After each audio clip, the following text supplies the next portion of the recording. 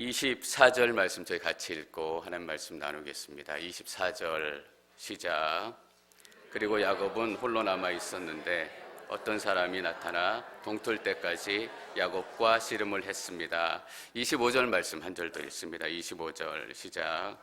그 사람이 자기가 야곱을 이기지 못하는 것을 알고는 야곱의 엉덩이 뼈를 쳤습니다. 야곱이 그 사람과 씨름하는 사이에 야곱의 엉덩이 뼈가 어긋나게 됐습니다. 아멘. 혼자 남아있던 야곱에게 어떤 사람이 찾아와서 씨름 싸움을 걸기 시작합니다. 사실 야곱에게는 아닌 밤의 홍두깨입니다. 안 그래도 마음이 심란하고 어떻게 해야 될지 모르는 그런 상황인데 야곱에게 어떤 사람이 와서 먼저 공격을 하기 시작합니다.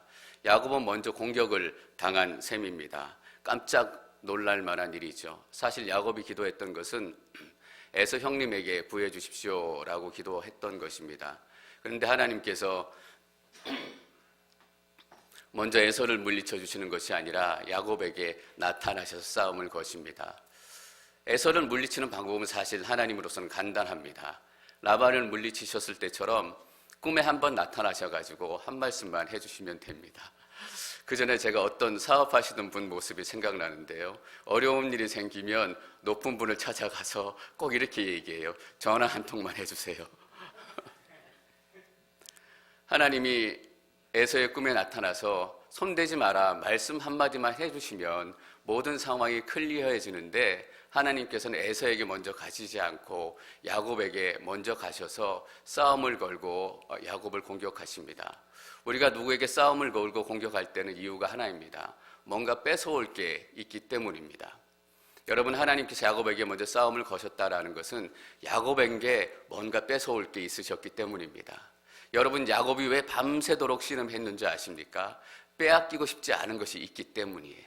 내가 절대로 이것만큼은 빼앗길 수 없습니다 라고 끝까지 붙들고 싶으니까 밤새도록 씨름을 하게 된 것입니다.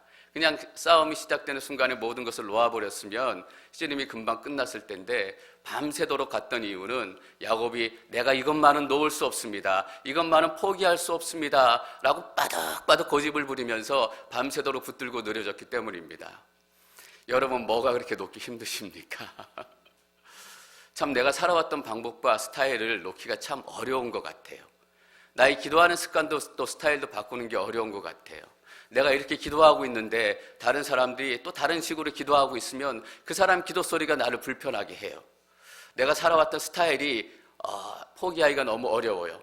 내 술수를 쓰고 내 계획을 쓰고 내 방법대로 내 삶을 이루어 갔는데 내 방법이 맞다라고 생각을 했는데 그 방법들을 모두 내려놓는다는 것이 말처럼 그렇게 쉬운 일은 아닌 것 같아요. 여러분, 어떤 때는 야곱이 하나님께 기도할 때 하나님께서 라반의 꿈에 나타나시기도 하고 여러 가지 꿈속에 사닥다리가 오르락내리락 하는 것을 보게 하시기도 하고, 근데 지금 기도할 때는 하나님께서 에서의 꿈속에 또 다른 환경을 만지시는 것이 아니라 야곱에게 나타나셨어요. 왜 하나님께서 직접 야곱에게 나타나셨을까? 하나님께서 우리의 늘 기도하지만 기도할 때마다 다른 방법과 다른 환경으로 응답하세요. 근데 야곱의 지금 상황 가운데 가장 중요한 대목이 무엇인가 하면 약속의 땅을 앞두고 있다라는 거예요. 여러분, 약속의 땅을 앞두고 있을 때, 약속의 땅을 건널 때에는 반드시 그동안 우리가 포기하지 못했던 것들을 포기하고 가야 해요. 내려놓기 어렵고 가지고 가고 싶지만 하나님께서는 그냥 보내시지 않는다라는 거예요. 하나님 땅에 살 때 하나님께서 나타났던 모습과 지금 가나안 땅, 약속의 땅을 앞두고 하나님께서 나타났던 모습은 분명히 달라요. 여러분, 사실 가나안 땅, 약속의 땅은 하나님께서 약속으로 야곱에게 주신 거예요. 무슨 의미냐 하면 하나님께서 이루신다라는 거예요. 우리가 야곱의 인생을 계속 같이 묵상해오고 있지만 참 야곱 별 볼 일 없는 사람이에요. 신앙이 그렇게 탄탄하지도 않고 하나님 앞에 온전하게 서지도 않고 다른 사람들한테 깨끗하게 살지조차 않은 사람이에요. 약속의 땅을 받을 만한 그런 자격이 하나도 없지만 하나님께서 약속하셨다라는 것은 또 몇 번이나 그 약속을 반복하셨다라는 것은 야곱의 상태와 상관없이 하나님께서 그 땅을 주시겠다라는 거예요. 거저 주시겠다라는 거예요. 여러분, 그게 뭐예요? 은혜예요. 은혜로 우리는 약속의 땅을 들어가는 거예요. 근데 그 은혜가 우리가 아무 것을 하지 않아도 된다라는 면책 특권이 아니에요. 어떤 분 이렇게 얘기하시는 분 계세요. 내가 하나님의 구원을 받았으니까 기도 안 해도 하나님 구원해 주실 거야. 예배 안 들어도 하나님께 사랑하실 거야. 물론 맞아요. 그게 은혜니까. 근데 오늘 야곱을 보세요. 가나안 땅에 들어가기 전에 야곱은 씨름해야 됐어요. 여러분, 약속의 땅은 은혜로 들어가지만 하나님께서 우리 삶 가운데 씨름을 허락하실 때가 있다라는 거예요. 우리가 진정 하나님 앞에서 신앙생활을 하게 되고 은혜를 은혜로 누리기를 원한다면 우리 삶의 어떤 한 자리에, 특별히 약속의 땅을 눈앞에 있을 때는 우리 삶 가운데 씨름이 나타나야 돼요. 왜냐하면 그 싸움은 하나님께서 먼저 걸어오시는 싸움이에요. 하나님께서 먼저 공격하시는 싸움이기 때문에 그 씨름이 없다면 우리는 어떤 수를 써서라도 도망간 거예요.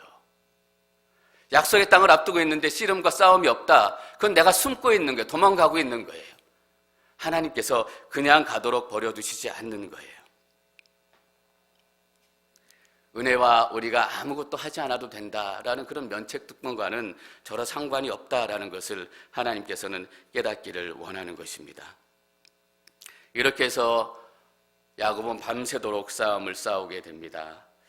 26절 말씀 저희가 읽습니다. 26절 시작.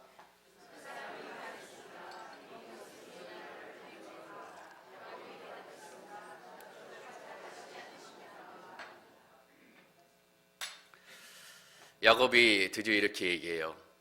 그 사람에게 나를 축복하지 않으면 못 가십니다 라고 얘기해요. 여러분, 근데 야곱이 이렇게 축복을 간절히 간구하는 타이밍과 시점이 중요해요. 언제 야곱이 이렇게 간절하게 구하기 시작하냐 하면 엉덩이 뼈가 부러진 다음이에요.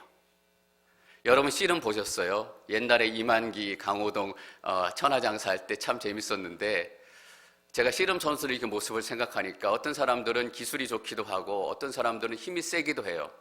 근데 씨름 선수들의 외형을 보면 공통된 게 하나가 있어요. 어떤 사람은 배가 나온 체형도 있고 어떤 사람은 근육들도 있는데 다 다르지만 공통된 게 뭐냐면 다리통이 이만하다라는 거예요. 다리에서 힘이 나온대요.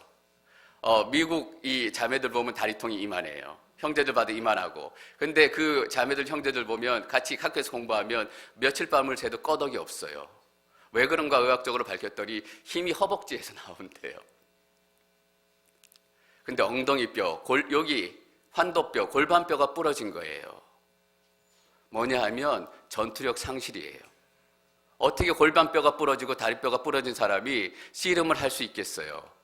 전투력 상실이고 더 이상 싸울 수 없는 상황이 된 거예요. 그 이후부터는 씨름이 아니라 야곱이 그냥 매달려 있는 거예요. 그래서 야곱이 매달려 사는 얘기가 뭐예요? 나를 축복하지 않으면 못 가십니다. 언제 우리 고백이 나오냐 하면 진짜 이 고백은 환도뼈가 부러진 다음에 고백이 나오는 거예요. 그 전까지는 우리가 축복해달라고 얘기하고 기도하지만 진짜 축복을 간절히 바라는 기도가 아니에요.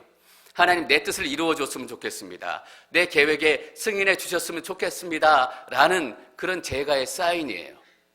근데 환도뼈가 부러지고 나니까 야곱이 뭘 깨달아요? 이제 나는 죽었다. 이제 나는 싸움에 졌다. 이제 나는 내 힘으로 할 수 있는 것이 하나도 없다라는 걸 깨닫기 시작하니까 그 사람을 자꾸 붙들기 시작하는 거예요. 이 사람 가면 다 끝날 거라는 것을 알기 때문에 도저히 안 되는 거예요. 여러분, 언제 간절히 기도하게 돼요? 아무 방법이 없을 때 그래요. 뭐라도 티끌 만한 방법이라도 있으면 우리는 그 방법을 먼저 찾게 된다라는 거예요. 이때 야곱이 나를 축복하지 않으면 못 가십니다 라고 고백하고 외치는 것은 이 얘기예요. 내가 졌습니다 예요. 내가 졌습니다 하나님. 내가 하나님 앞에 졌습니다 라는 고백이에요. 여러분, 나를 축복해 주십시오 라고 기도 많이 하시죠. 근데 그 축복해 주십시오 라는 기도의 진짜 의미가 내가 졌습니다 라는 고백인 거 아셨어요? 축복하소서 우리에게, 이런 찬양이 있잖아요. 하나님, 우리가 졌습니다 라는 고백이에요. 그게 내가 내 것을 갖겠습니다 라는 내 욕심이 아니라 하나님 축복해 주십시오 라고 기도할 때 정말 기도는 내가 하나님 앞에 무릎 꿇고 하나님 앞에 졌습니다 라는 고백이에요. 여러분들, 그럴 자신 없으면 무조건 축복해 달라고 얘기하지 마세요.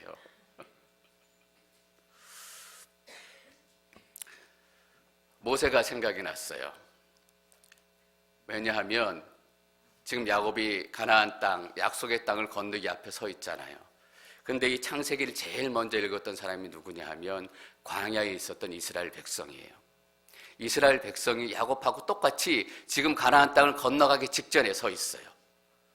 우리가 이 야곱의 이 오늘 밤의 기도를 보는 것하고 똑같이 가나안 땅에 앞서서 가나안 땅 요단강 앞에 서서 가나안 땅을 바라보며 이 성경을 읽는 이스라엘 백성들하고는 그 마음이 천지 차이예요. 하나님이 약속의 땅을 앞두고 야곱에게 어떻게 하셨는지 잘 보게 되는 거예요. 그 모압 평지에서 가나안 땅을 앞두고 이스라엘 백성들에게 모세가 고별 설교를 하잖아요. 고별 설교가 신명기예요. 여러분, 신명기의 하이라이트가 뭔지 아세요? 28장이에요. 28장은 뭐냐 하면 순종의 복과 불순종의 저주예요. 왜 모세가 가나안 땅을 앞두고 신명기의 결론에 불순종과 순종에 대해서 얘기했을까? 약속의 땅, 가나안 땅, 은혜의 땅에 들어갈 수 있는 비결이 뭔지 얘기해 주고 싶었기 때문이에요. 여러분, 신명기의 결론이 28장이라는 의미는 모세가 창세기부터 신명기까지 모세 오경을 기록했잖아요. 모세 오경의 결론이 28장이다라는 의미예요. 모세가 창세기를 에덴과 하와 동산부터 쭉 시작해가지고 쭉 기록해왔어요. 아브라함과 야곱과 또 요셉과 출애굽과 모든 과정들을 다 기록하고 모세 오경의 결론으로 딱 내려놓는 게 하나님께 순종해라라는 거예요. 왜냐하면 하나님께 순종하는 것만이 약속의 땅을 들어갈 수 있는 유일한 비결이고 전쟁을 이길 수 있는 유일한 비결이기 때문이에요. 여러분, 생각해 보세요. 이스라엘 백성들이 자기의 힘으로 싸웠다면 가나안 전투는 100점 100패예요. 왜냐하면 가나안 종족들은 군사고 훈련된 백성들이고 전투가예요. 그런데 이스라엘 백성들은 그냥 광야에서 40년 동안 돌고 그전에는 이집트 땅에서 종으로 살던 오합지졸이에요. 군대하고 오합지졸하고 붙으면 100전 100패예요. 하나님께 순종하라고 얘기하시는 것은 우리를 억지로 목에다 멍에를 메고 끌고 가는 것이 아니라 이 인생을 살아가고 승리할 수 있는 비결, 우리 인생을 성공할 수 있는 비결을 말씀해 주시기 위해서예요. 여러분, 우리 인생을 성공할 수 있는 비결은 뭐예요? 내 욕심으로 빠득빠득 야곱처럼 살아가는 게 내 인생에 승리할 수 있는 비결이 아니라 하나님 앞에 순종하는 것이 이 인생의 전투에 승리할 수 있는 비결이에요. 여러분, 우리보다 얼마나 똑똑한 사람이 많아요. 우리보다 얼마나 잘난 사람이 많아요. 그 사람들하고 싸워서 우리가 이길 것 같아요? 여러분, 사단이 우리보다 너무너무 큰 존재예요. 우리 힘으로는 사단을 이길 수 없어요. 하나님이 아니면 이 영적 전쟁을 이겨나갈 수 없단 말이에요. 하나님께서 순종하라고 말씀하시는 것은 무거운 멍에를 우리 가운데 주려고 하시는 것이 아니라 예수님께서 이렇게 얘기하셨잖아요. 나에게 와서 가벼운 멍에를 메고 나의 삶의 방식을 배워라라는 거예요. 그게 뭐예요? 순종이에요. 그럼 우리가 이길 수 있다라는 거예요. 여러분, 여호수아 전투, 가나안 전투를 상세하게 기록해요. 기록한 목적이 뭐냐 하면 순종이 이론이 아니고 실제라는 것을 보여주기 위해서 그래요. 모세오경에 놀라운 신학들이 있어요. 놀라운 이론들이 있어요. 놀라운 가르침들이 있어요. 그러나 그것이 가르침으로 끝나고 신학으로 끝나고 이론으로 끝나는 것이 아니라 실제로 우리 삶 가운데 어떻게 역사가 나타나고 어떻게 이루어지는지 구체적으로 보여주는 게 여호수아예요. 순종하는 삶과 순종하지 않는 삶을 살 때 그 전쟁 가운데 어떤 결과가 나타나느냐. 그래서 가나안 전투가 시작되면서 크게 세 가지 사건이 있어요. 세 가지 사건을 여러분들한테 잠시 나누려고 해요. 왜냐하면 중요한 그 순종의 적용을 우리에게 주기 때문이에요. 첫 번째는 이스라엘 백성들이 요단강을 건널 때 어떻게 건넌지 여러분 기억하시죠? 그들이 배를 타고 물을 다 헤치고 그렇게 건너지 않았어요. 레위 지파들이 말씀을 들고 언약궤를 들고 강 한가운데 딱 섰어요. 아무도 물에 빠져 죽을 것입니다. 그게 말이 됩니까? 그게 어불성설이죠. 그게 말씀을 궤를 나무짝 들고 선다고 해서 그게 물이 멈추거나 하겠습니까? 근데 이스라엘 백성들이 어떻게 했어요? 레위 지파들이, 말씀을 맡은 사람들이 먼저 순종한 거예요. 여러분, 그냥 순종했다라고 얘기하지 마세요. 철철 넘는 우기에 그들이 그 강을 그걸 들고 들어갔다는 것은 순종하기 위해서 목숨을 걸었다는 거예요. 물이 안 멈추면 어떻게 해요? 물이 안 멈출 가능성이 높잖아요, 사실. 근데 언약궤를 들고 가운데 바다 한가운데로 들어간 거예요. 여러분, 때로는 순종이 목숨 걸고 해야 되는 거예요. 우리 인생을 걸고 해야 되는 거예요. 그래서 순종을 하니까 강이 물이 쫙 말랐어요. 이스라엘 백성들이 다 건너잖아요. 어떤 의미예요? 가나안 땅은 순종으로 들어갈 수 있는 것이다 라고 보여줘요. 그리고 하나님께서 명령을 해요. 12지파에서 한 사람이 뽑아가지고 강 가운데 가서 돌 하나씩 들고 와라라는 거예요.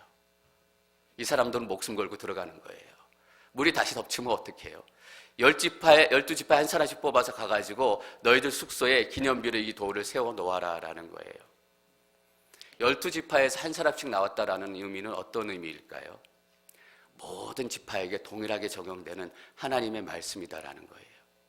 여러분, 모든 지파에게 동일하게 적용되는 하나님의 말씀이다라는 의미는 이 땅의 모든 사람들에게 적용이 된다라는 의미예요.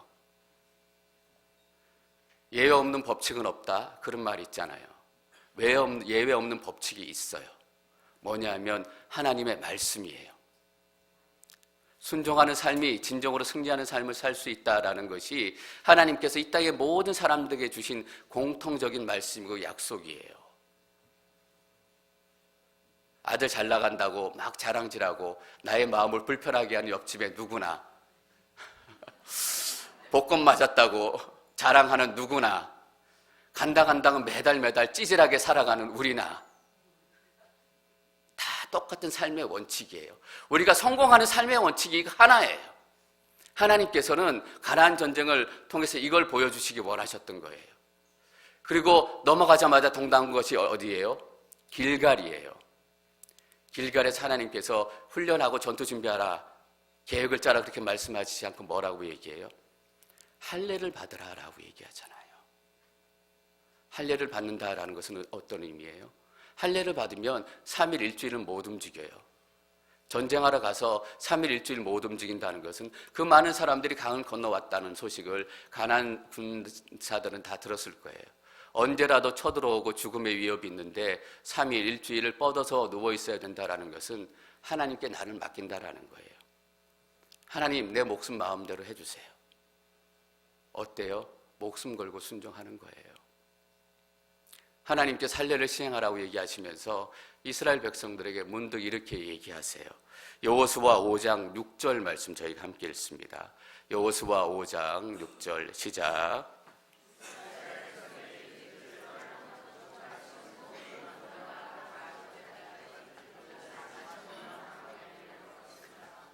그들이 여호와의 음성에 순종하지 않았기 때문에 여호와께서는 전해주겠다고 조상들에게 맹세하셨던 젖과 꿀이 흐르는 그 땅을 그들이 보지 못할 것이라고 하셨습니다. 왜 다시 할례를 받아야 하는가라고 말씀하시면서 이 얘기해요. 2세대가 그 앞에 서 있는데 1세대의 이야기를 하는데 이 대목이 중요해요. 그들이 여호와의 음성에 순종하지 않았기 때문에 너희들이 할례를 받는다라는 거예요. 할례를 받는 목적은 뭐예요? 나에게 순종하겠다라는 것을 너희가 오늘 이 삶 가운데 보여라라는 거예요. 이 전쟁은 하나님의 전쟁입니다라는 거예요. 가나안 땅의 정복은 순종을 통해서 이루어지는 것이지 전쟁을 통해서 이루어지는 것이 아니다라는 것을 보여줘요. 그 다음에 일어났던 일이 뭐예요? 여리고 전쟁이잖아요. 여리고 전쟁에서 뭐라 그래요? 싸우지 말라고 얘기하세요. 여러분, 여리고는 천홍성이에요. 이스라엘 백성들이 싸웠으면 어떻게 해요? 100전 100패예요. 우리는 하나님이 하나님 말씀 들으라고 우리에게 말씀하실 때 너무너무 부담스러워해요. 너무너무 불편해할 뿐만 아니라 망할 것 같은 생각을 하게 돼요. 근데 여러분 잘 보세요. 여리고성을 그 사람들이 싸웠다면 다 져서 다 쫓겨났을 거예요. 근데 하나님께서는 6일 동안 언약궤를 앞에 두고 아무 말도 하지 말고 그냥 돌라라고 얘기하세요. 얼마나 말도 안 되는 일이에요. 그리고 7일째 되던 날 7바퀴 돌고 외치라라고 얘기해요. 전쟁 중에 이런 전쟁은 없어요. 근데 놀랍잖아요. 소리를 외치니까 어떤 일이 일어나요? 그 성이 무너져요. 싸웠으면 100전 100패 했을 텐데 하나님 말씀에 순종하니까 그 놀라운 천홍성이 무너지는 거예요. 여러분이 싸우려고 하지 마세요. 훨씬 더 똑똑한 사람들이 있다라는 거예요. 요번에 뉴저지 갔는데 뉴저지 온누리 교회가 이제 유대인 회당에서 그 예배를 빌려서 드리다가 드디어 1년 좀 지나서 하나님이 그 회당을 사게 하셨어요. 그래서 유대인들하고 이제 계약을 해가지고 회당을 사는데 여러분 유대인들이 얼마나 똑똑한지 아시죠? 그들하고는 협상이 잘 안 되는 거예요. 그들이 딱 얘기하면 그대로 하지 않으면 진행이 안 되고 계약도 안 되고. 이 땅에는 유대인처럼 똑똑한 사람들이 너무나 많다고요. 우리보다 힘센 사람이 너무나 많다고요. 네피림의 자손들, 아낙 자손들, 우리가 감히 우리 힘으로는 얼굴도 쳐다보기 힘든 사람들이 너무너무 많아요. 우리 힘으로 막 해보려고 하지만 맨날 쓰러지고 맨날 패배해요. 왜냐하면 승리의 비결, 성공하는 삶의 비결을 우리가 잘못 찾았기 때문이에요. 하나님께서는 그거를 보여주시기를 원하시는 거예요. 이스라엘 백성들이 얼마나 전투력이 없었던 백성이냐 하면 여리고 성의 싸움에 승리한 다음에 아이성을 치러 가잖아요. 너무 작은 성이었어요. 근데 아이성을 정탐하고 와서 정탐하고 온 정탐꾼들이 이렇게 얘기해요. 3,000명만 보내면 단번에 끝납니다. 여러분 자신 스스로가 메뚜기 같다라고 얘기했던 이스라엘 백성들이 3,000명이면 끝납니다 라고 얘기할 정도면 얼마나 볼품없고 얼마나 허술하고 얼마나 나약한 성이 아이성인지 알 수 있어요. 여러분 우리가 만만하게 보이는 사람은 정말 약하고 정말 가진 게 없고 때로는 정말 우리 손으로 어떻게 할 수 있는 사람처럼 보여요. 그러나 아이성 전투에서 이스라엘 백성들이 패배해요. 왜냐하면 전투력이 제로인 백성들이었기 때문이에요. 우리가 우리보다 약한 사람들을 이길 수 있을 것 같죠? 아니에요. 하나님 앞에 순종하지 않으면, 하나님 말씀대로 살지 않으면, 여러분 여기서 중요해요. 우리가 나름대로 하나님 말씀대로 살려고 하잖아요. 하나님 말씀대로 순종하려고 하잖아요. 기도하려고 하고 거룩하게 살려고 하고 죄 짓지 않으려고 하고 끊으려고 하고. 근데 되냐 이거예요. 되세요? 전 안 돼요. 목사이기 때문에 목사답게 살고 싶어서 얼마나 발버둥 치는지 모르겠어요. 여러분들이 그냥 내 평소의 삶을 봐서 들여다보시더라도 아, 박지영 목사는 목사답게 사는구나 라는 얘기를 듣고 싶어서. 근데 저희 집 몰래 오지 마세요. 들키기 싫어요. 목사인 저도 그러니 여러분들은 얼마나 날마다 자기 자신을 자책하고 내가 이 정도밖에 안 되지, 내가 이래가지고 하나님께서 100% 순종하면 해야 가나안 땅을 들어간다고 말씀하셨는데 그래서 오늘 순종해야 된다라고 하나님의 메시지를 들었는데 나는 순종이나커녕 맨날 거역하고 맨날 배반하고 하나님은커녕 내 가족한테도 못해주는 사람인데 안 되잖아요. 그러니까 우리가 어떤 생각을 하게 돼요.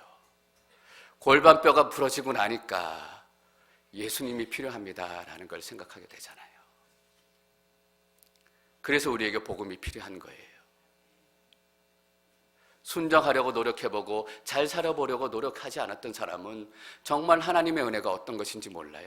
내가 예수님이 필요합니다. 내가 밤새도록 붙들고 늘어졌는데 내 힘으로 이길 수 있다라고 생각했는데 골반뼈가 부러지고 나니까 나는 전투력도 상실했고 내 힘도 상실했고 내 힘으로 어떻게 내 아이들을 돌보고 그 아이들을 위해서 품고 사랑하고 기도하겠습니까?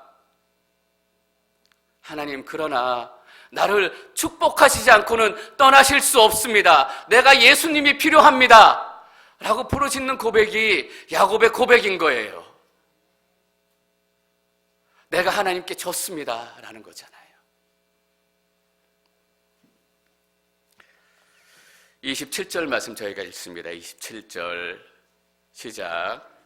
그 사람이 물었습니다. 내 이름이 무엇이냐? 그가 대답했습니다. 야곱입니다. 내 이름이 무엇이냐라고 물어요. 그 사람이 야곱의 이름이 몰라서 물은 게 아니잖아요. 네가 어떤 사람이냐? 너가 누구냐? 어떤 스타일로 살아왔냐? 그 인생을 한번 완전 들고 뒤엎는 거예요. 내가 누구냐라고 물을 때 야곱은 발꿈치 잡고 탄생부터 태어날 때부터 불행의 씨앗을 갖고 태어난 자기의 인생, 장자로 태어났으면 내가 아버지의 유산을 상속받았으면 늘 아쉬움과 불만 가지고 안타까움 가지고 살아서 내가 취해야지 형도 속이고 아버지도 속이고 내가 도망자로 살지언정 내가 가질 수 있는 것을 가질 수 있다면 도망자로 살겠다. 내가 종처럼 노예처럼 살지라도 내가 가질 수 있는 여인을 내가 가질 수 있다면 노예처럼 종처럼 살겠다. 그렇게 살아왔던 자기의 인생이 주마등처럼 쫙 지나가지 않겠어요? 하나님께서 지금 여러분들에게 묻고 계세요. 내 이름이 무엇이냐? 여러분의 인생이 주마등처럼 쭉 지나가지 않으세요? 이 질문에 제 마음이 막 흔들리고 막 진동을 해요. 내 인생을 완전히 뒤집어 엎는 것 같기 때문에. 여러분, 제가 기도해보면 그렇더라고요. 하나님, 우리 가족 살려주시고 제 딸 살려주시고 우리 교회 살려주시고 이건 물리쳐주시고 저건 물리쳐주시고 막 기도하다 보면 어느 순간에 딱 넘어가잖아요. 하나님께서 나를 보게 하세요. 내 안을 들여다보게 하세요. 그리고 이런 질문을 던지게 되는 거예요. 나는 누구냐? 여러분, 뜨레스 디아스도 마찬가지고 많은 영적인 훈련 프로그램 들어가면 첫 번째 하는 게 뭔지 아세요? 이 질문을 던지게 해요. 나는 누구입니까? 여러분, 하나님께 묻고 기도하고 나는 누구인지 답을 듣고 오십시오 라고 이렇게 첫 번째 시간이 시작이 돼요. 맞아요. 정말 기도하는 사람은 나는 누구인지 질문하게 돼요. 내가 어떤 인생을 살았고 내가 어떤 모습을 살았고 지금 어떤 이름을 가지고 살고 있는가? 나는 박재영입니다 라고 대답하는 거예요. 여러분, 하나님께서 여러분 가운데 그렇게 묻고 계신 거예요. 내 이름이 뭐냐? 내 이름이 뭐냐? 28절 저희가 함께 읽습니다. 28절 시작. 이제 내 이름은 더 이상 야곱이 아니다. 이스라엘이다. 내가 하나님과 겨루고 사람들과 겨루어 이겼기 때문이다. 더 이상, 이 말이 얼마나 좋은지 모르겠어요. 정말 더 이상 저는 박재영이 아니에요. 더 이상 야곱이 아니다 라고 얘기해요. 이제 내 이름은 이스라엘이다 라고 이름 붙여주세요. 여러분, 야곱 스스로가 내 이름이 이스라엘 되겠습니다 라고 한 것이 아니라 하나님께서 더 이상 너는 야곱이 아니라 이스라엘이다 라고 이름을 지어주셨어요. 어떤 의미예요? 내가 너를 이스라엘로 만들어주겠다라는 의미예요. 네 안에 이스라엘과 같은 성정은 하나도 없고 이스라엘과 같은 모습은 하나도 없지만 내가 너를 이스라엘로 만들어주겠다. 너를 이스라엘의 인생을 살게 해주겠다. 이스라엘 나라의 믿음의 조상이 되게 해주겠다라는 하나님의 놀라운 비전의 선포예요. 제가 박재영 목사가 될 자격과 성품과 소질이 있어서 하나님께서 박재영 목사라고 부르신 게 아니에요. 너를 박재영 목사 만들어주겠다라고 부르신 거예요. 저는 여러분들의 이름이 바뀌기를 축원해요.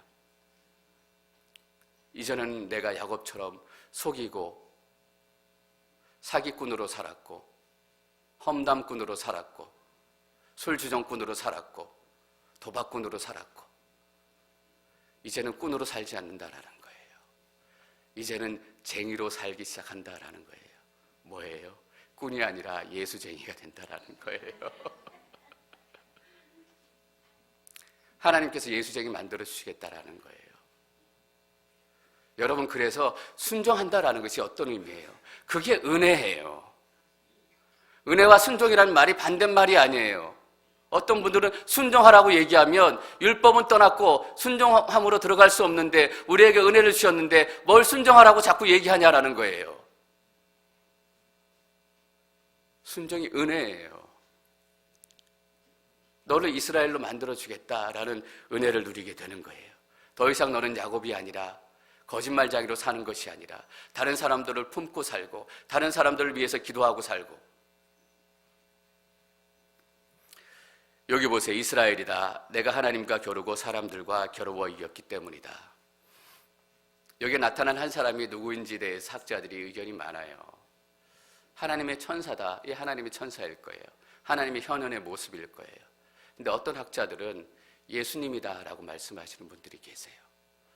저는 말씀을 묵상하다가 그 의견도 참 일리가 있다라는 생각을 하게 돼요. 왜냐하면 그분이 이렇게 얘기해요. 내가 하나님과 겨루고 사람들과 겨루었기 때문이다.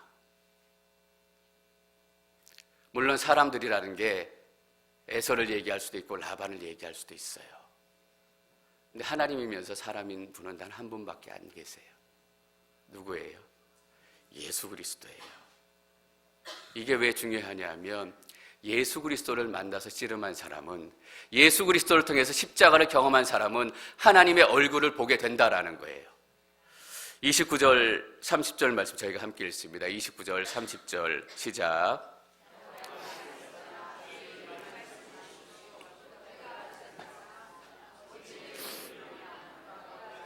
거기에서 야곱을 축복했습니다. 이미 그것을 분이엘이라고 부르고는 말했습니다.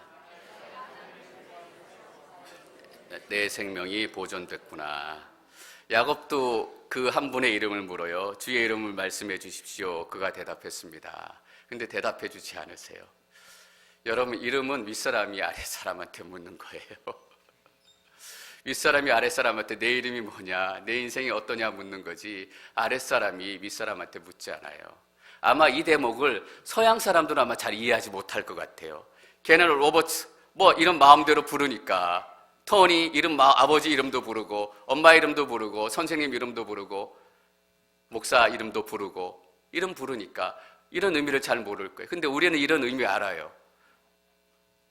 아랫사람이 어른께 이름을 물어보거나 인생을 물어보는 게 아니라는 거. 굉장히 동양적인 사고를 가지고 있던 시대예요. 야곱이 물어보니까 이름 알 필요 없다라고 얘기해요. 야곱이 이렇게 이름을 물어보는 것은 이 사람의 권위를 이기겠다라는 의미는 아니지만, 내가 이 사람한테 한번 이름 물어보면서 내가 끝까지 한번 꿈틀 해보겠다라는 거예요. 근데 끝까지 꿈틀하는 것도 용납하지 않아요. 그리고 이렇게 얘기해요. 어찌 내 이름을 묻느냐라고 대답하고 그가 거기에서 야곱을 축복했습니다. 여러분, 야곱은 이분에게 나를 축복해 주십시오, 나를 축복하지 않고는 나를 떠날 수 없습니다 라고 간절히 축복을 구했어요. 이 기도를 듣고 이분이 응답해준, 하나님께서 응답해준 기도의 응답은 뭐예요? 이름을 바꿔주는 거예요. 우리는 에서에게 맨날 살려달라고 얘기해요. 맨날 먹고 살 게 없다고 얘기해요. 맨날 이게 필요하다 저게 필요하다 얘기해요. 물론 그것도 축복이에요. 여러분, 그런데 하나님께서 마지막으로 생각하고 있는 축복과 우리가 끈질기게 요구하고 있는 축복이 이렇게 간격이 멀다라는 것을 우리는 이 말씀 가운데 보아야 해요. 하나님께서 우리에게 진짜 주고 싶은 축복은 뭐예요? 우리의 이름을 바꾸고 싶어 하는 거예요. 더 이상 야곱으로 살지 말라. 왜냐하면 야곱으로 살다가는 계속 에서를 만나게 되고 계속 라반을 만나게 되고 계속 어려움을 만나게 되기 때문에 아예 그 죄의 뿌리의 근원을 다 끊어버리라 라는 얘기예요. 그 길은 뭐예요? 내가 죄인으로 살았지만 이제 구원받은 백성으로 완전히 이름이 바뀌는 방법밖에는 없는 거예요. 그전엔 내가 죄를 따라 쫓아갔어요. 그전엔 쾌락을 따라 쫓아갔어요. 이제는 뭘 쫓아가요? 거룩함을 따라 쫓아가는 거예요. 이전에는 다른 사람을 사랑하는 것보다 내가 이기는 게 중요했어요. 근데 이제는 뭐가 중요해요? 내가 이기는 것보다 다른 사람을 사랑하고 그 사람 가운데 예수 그리스도의 복음이 나눠지는 게 더 중요해요. 이게 하나님께서 우리에게 진짜 주고 싶어하는 복이라는 거예요. 여러분, 무슨 복을 받고 싶으세요? 하나님 주신 복 받으면 밑에 있는 것들은 다 바뀌어요. 맨날 밑에 있는 것들만 우리가 한두 개 요구하니까 위에 있는 것들은 맨날 그대로 있잖아요. 위에 있는 것들이 바뀌면 밑에 있는 것들은 자동 다 한 방에 끝나는 거예요. 하나님께서는 한 방에 끝내주시기 위해서 이렇게 오랜 시간을 기다리시는 거예요. 왜 기다리실까? 이전에는 야곱이 이만큼 버틸 만한 영적인 능력이 되지 않았기 때문이에요. 한 방에 이름 바꿔주시면 좋잖아요. 한 방에 이름 바꿔주시면 한 방에 우리 다 끝나고 고생 안 해도 되잖아요. 근데 이전에는 우리가 이걸 감당할 만한 영적인 능력, 육체적인 능력, 정서적인 능력, 지적인 능력이 되지 않았다라는 거예요. 우리가 기다린 게 아니라 하나님께서 이 타이밍을 눈물로 기다리신 거예요. 이름 바꿔주고 싶은데 내가 너를 위해서 새로운 이름 지어놨는데 이스라엘이라고. 얼마나 오래 기다리셨겠어요? 태어날 때부터 사람들은 야곱이라고 불렀어요. 발꿈치를 잡고 나왔으니까. 그 순간부터 하나님께서는 마음속으로 이스라엘이다라고 부르신 거예요. 그렇게 참고 계시는 거예요. 그래서 우리가 하나님 앞에 계속 훈련하고 계속 기도하고 어렵지만 순종하는 노력들이 때로는 필요해요. 그 과정들 가운데서 우리가 밤새도록 철야 기도할 능력이 생기기 때문이에요. 그때가 여러분 언제예요? 오늘이에요? 아니면 아직도 멀었어요? 하나님께서 아직도 기다리고 계신다라는 거예요. 야곱을 그곳을 분이엘이라고 부르고 말했습니다. 내가 하나님을 대면해 보았는데 내 생명이 보존됐구나. 하나님이 야곱의 이름을 이스라엘로 바꿔주시니까 야곱은 하나님이 바꿔주신 그 장소를 분이엘이라고 불러요. 하나님의 얼굴이다라는 거예요. 하나님의 얼굴을 대면해서 내가 살았습니다라는 거예요. 여러분, 하나님의 얼굴을 대면한다는 것은 놀라움을 넘어서서 끔찍한 일이에요. 왜냐하면 내 안에 있는 죄들이 다 하나님 앞에 스캔되기 때문이에요. 여러분, 우리 공항 지나갈 때 이렇게 하잖아요. 이렇게 하고 다 스캔하잖아요. 근데 내가 주머니에 뭔가 숨겨서 가고 싶은 게 있어요. 근데 스캔을 하는데 얼마나 떨리고 두렵겠어요. 근데 내 안에 감추고 싶은 죄가 너무나 많은 거예요. 근데 하나님께서 쫙 스캔하세요. 0살부터 50세까지, 0살부터 70세까지. 하나님의 얼굴을 대면해 본다는 건 목숨을 거는 거예요. 그래서 살아났다는 게 그렇게 중요해요.